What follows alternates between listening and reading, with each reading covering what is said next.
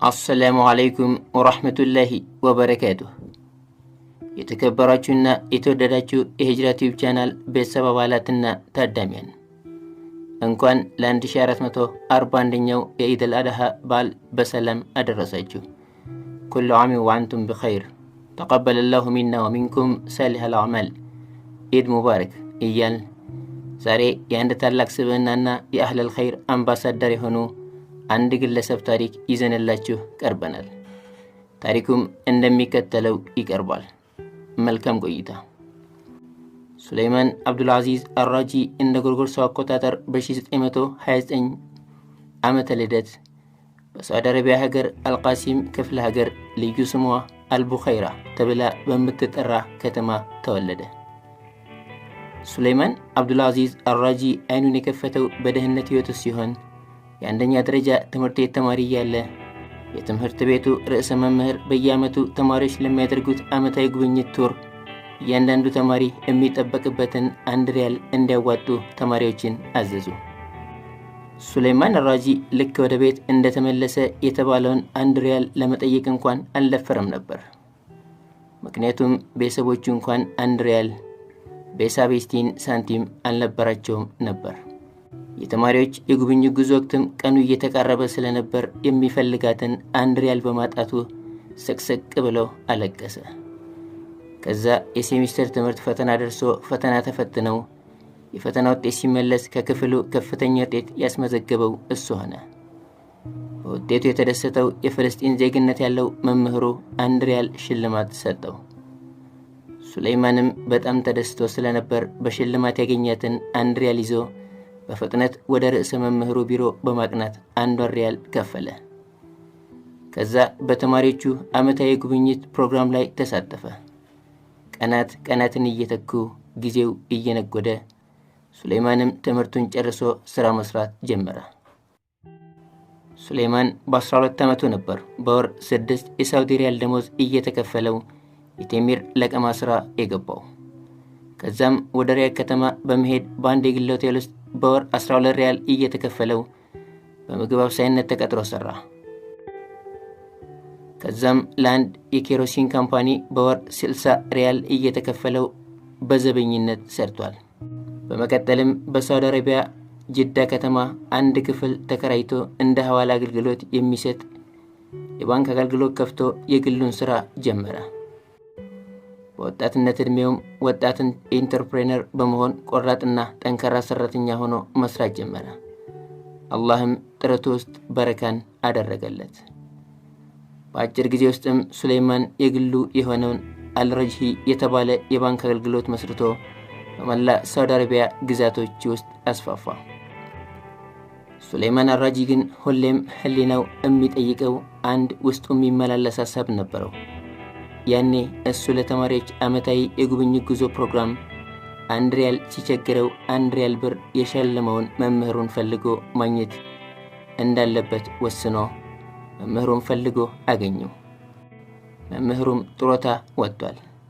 ከሚያገኛት የጡረታ ወርሃዊ ደሞዝ ውጪ ምንም የገቢ ምንጭ አልነበረውምና የሚያገኛት ወርሃዊ የጡረታ ደሞዝ በቤት ውስጥ እንኳን ስቶቭ ለኩሶ ምግቡን ለማዘጋጀት እንኳን ስለማትበቃው ከህይወት ውጣ ውረድ ፈተና ጋር ተፋጧል። ሱለይማን መምህሩን በተቀናጣች የቤት መኪና ጋቢና ውስጥ አስገባው። እንዲህም ብሎ የተስፋ ቃል ሰጠው፣ እኔ አለሁልህ። መምህሩም እንዲህ ሲል ጠይቀው፣ ማን ነው ለደሃ ቁም ነገር ሊሆን የሚችለው ብሎ ሲጠይቀው ሱለይማን መምህሩ የዘነጋትን የዛች የ1 ሪያል ውለታ አስታወሰው። መምህሩም ፈገግ ብሎ ታዲያ አሁን 1 ሪያል ልትመልስልኝ ነው ብሎ ጠይቀው። ያቺ 1 ሪያል ለኔ ብዙ ትርጉም አላት ብሎት መኪናውን አንድ የተንጣለለ ሰፊ ግቢ ፊት ለፊት ፓርክ አድርጎ ከመምህሩ ጋር ተያይዘው ወደ ግቢው ዘለቁ። ሱለይማን እንዲህ አለ፣ ውድ ኡስታዜ፣ ይህ የምትመለከተው ሰፊ ግቢ ይህ የተንጣለለ የባንጋሎ ቪላና ግቢው ውስጥ የምትመለከታት ለግጀሪ ቤት መኪና ከዚህ ሰዓት በኋላ ያንተ የግል ንብረት ናቸው ብሎ የቪላ ቤቱንና መኪናውን ቁልፎች በሚያምር ፈገግታና በሚያስቀና ልብን በሚገዛ ግሩም ተዋዱ አቀበለው። በመቀጠልም ለሚያስፈልግህ እያንዳንዱ ወጪህን እመሸፍነው እኔ ነኝ። ኡስታዙ ይህን ሲመለከት የደስታ ሲቃ እየተናነቀውና ማመናቀቶት ስለነበር መናገር ተስኖት ከዓይኖቹ መንታ እንባ በጉንጮቹ ላይ መውረድ ጀመሩ። ለመናገር ቃላቶች አጠሩት። የለቅሶ ሳቅ እየተናነቀው እንደምንም ስሜቱን እየተቆጣጠረ ይህ የተንጣለለ የቫንጋሎ ቪላ ቤት እቺ ውብ ኤክስኪዩቲቭ የቤት መኪና ለአንድ ሪያል ውለታ በጣም ትበዛለች በማለት ተናገረ። ሱሌማን የኡስታዙን ንግግር ቀበል አድርጎ እንዲህ አለ። ይህ ቀላል ነገር ነው። አሁን አንተ በውስጥህ የሚሰማህ ደስታ አንተ ያኔ እኔ አንድ ሪያል የሰጠኸኝ ዕለት ከተሰማኝ ደስታ አንፃር ሳስበው ፍጹም የማይመጣጠን ያቺን አንድ ሪያል የሰጠኸኝ ዕለት የተሰማኝን ደስታ ፍጹም መካስ አይችልም። ያቺ ክስተት ለኔ የተለየ ትርጉም ነበራትና። ሱሌማን አራጂ እንዲህ አይነት ምርጥ ስብዕና የነበረው ግሩም ሰው ነበርና አላህ ጥሎ አልጣለውም። ነፍስያውን ባረከለት፣ ስብዕናውን አስተካከለለት፣ ሪዝቁንም ከማያልቀው ምንጭ አንቆረቆረለት። ሱሌማን አራጂ እንደ ጎርጎርሳው አቆጣጠር በ2010 መላ ቤተሰብ አባላቱን 23 ልጆቹን፣ ባለቤቱን፣ ዘመዶቹንና ወዳጆቹን አንድ ላይ ሰብስቦ ካለው ሀብቱ $8 ቢሊዮን የሚሆነውን ሀብቱን የሚበቃቸውን ብር እያጨቀ አከፋፈላቸው።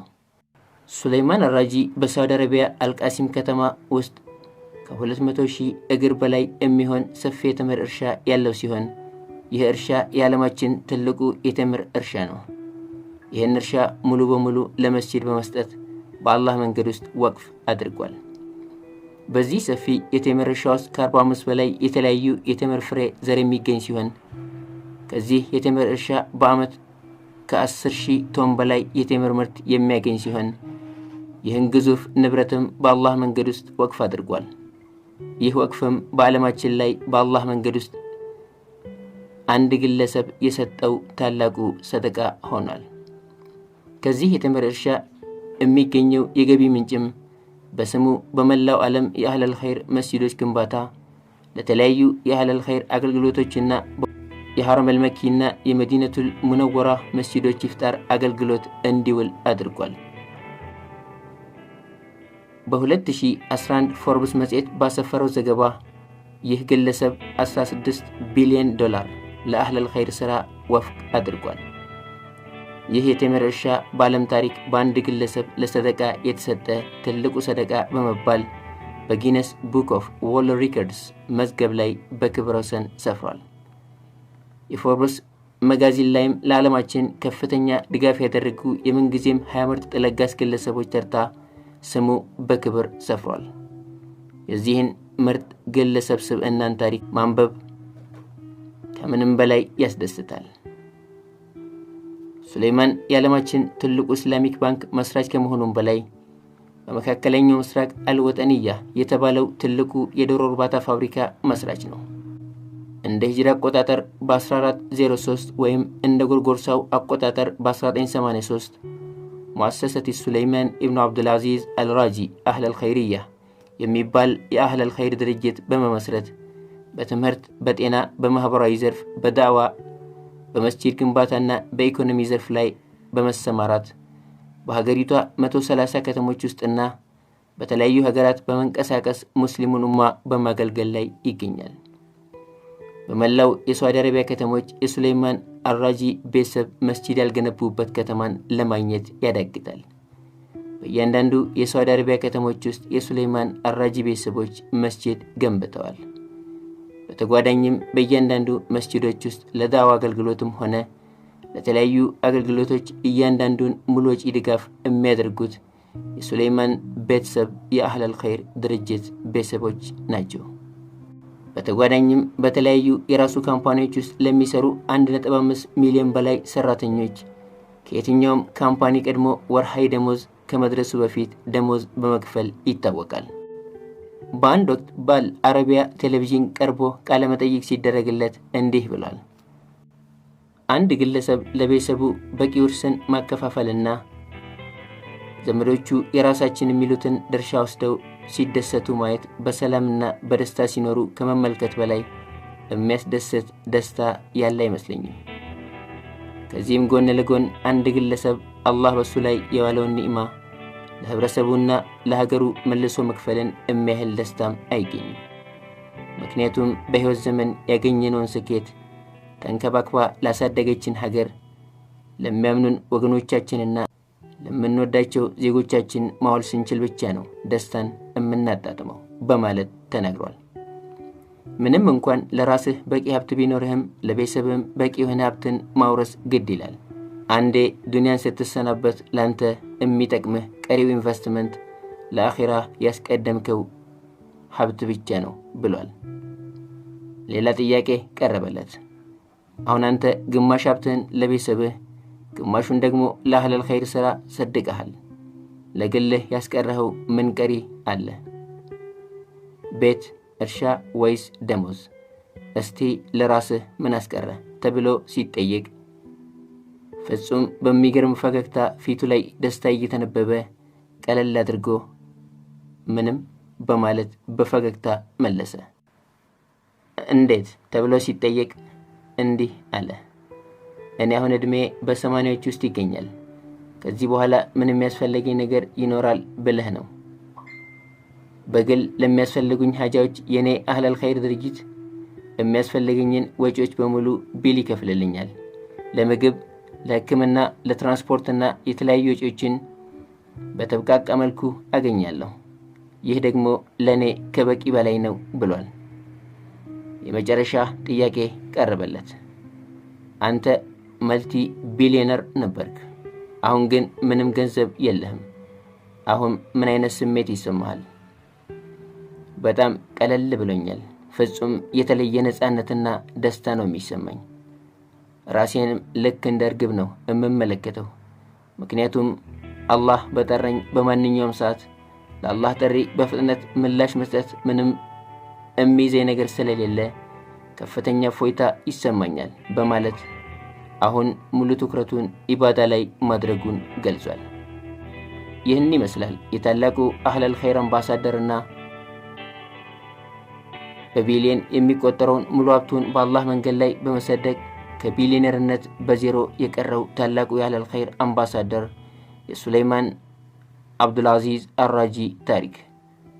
አላህ ኸይር ጀዛውን በጥፍ ድርብ በጀነት ይመንዳው። የዛሬን በዚያ በቃን።